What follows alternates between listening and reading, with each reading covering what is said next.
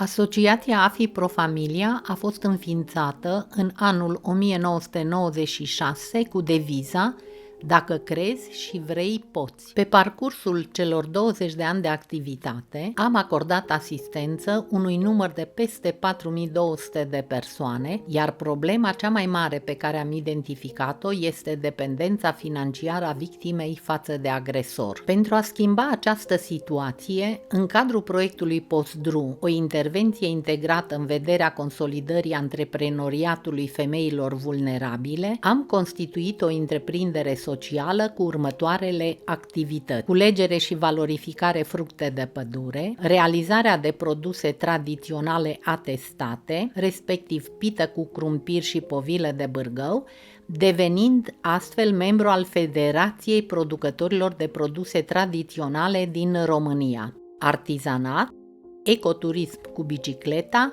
și after school. Din păcate, programul PostDRU a fost blocat, motiv pentru care nu am reușit să încheiem un ciclu pentru a ne putea autofinanța și să diversificăm activitățile. Lipsa finanțării ne-a împiedicat să achiziționăm suficientă materie primă, astfel cantitățile produse au fost mici, nereușind să pătrundem pe piața magazinelor mari, rămânând la nivel de mini-producător, deși produsele noastre sunt produse tradiționale atestate, realizate fără conservanți din fructe de pădure adunate din zona declarată SIT 2000. Din această cauză avem nevoie de sprijin pentru dezvoltarea și diversificarea producției și, cel mai important, pentru distribuirea și vânzarea produselor noastre pe piețe noi, unde acest tip de produs tradițional este apreciat. Același sprijin este necesar și pentru produsele de artizanat. Activitatea de ecoturism cu bicicletele a suferit în mod major din cauza blocării programului PostDRU,